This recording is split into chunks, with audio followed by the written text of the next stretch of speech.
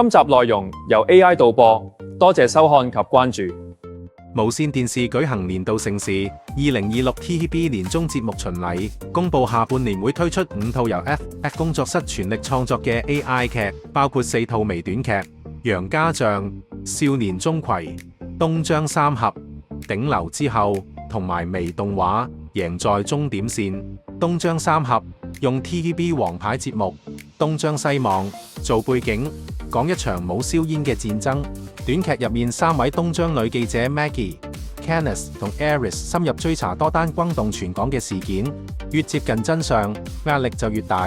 佢哋要喺前途同為民發聲之間2揀1。頂流之後，以頂流男團做背景，出道1年嘅男團攞到最受歡迎男子組合獎，風光無限背後係利益衝突、操控醜聞同網絡圍攻嘅修羅場。經理人為咗守住神話，不惜跨越道德底線，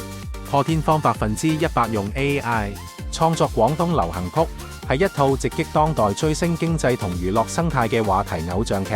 古裝微短劇《楊家將》係一個家傳戶曉嘅故事，以北宋年代做背景，宋朝名將楊繼業率領7個仔喺金沙灘同遼國以和時中伏，最後應咗七子去，六子回。短劇用 AI 重塑古裝經典，結合電影級視覺史詩戰爭場面，再現震撼人心嘅血戰傳奇。少年鍾馗自小命犯天煞嘅少年鍾馗，一次重傷之後獲仙人助佢重生，仲賜佢上古法器玄煞面具，配上7星劍，穿越時空肩負降魔伏妖嘅宿命。另外，微動畫《贏在終點線》由社畜求生101創意班底打造，故事講述一隻負責拉車嘅小馬阿斗，平凡嘅生活但有唔平凡嘅抱負，夢想馳騁香港馬場，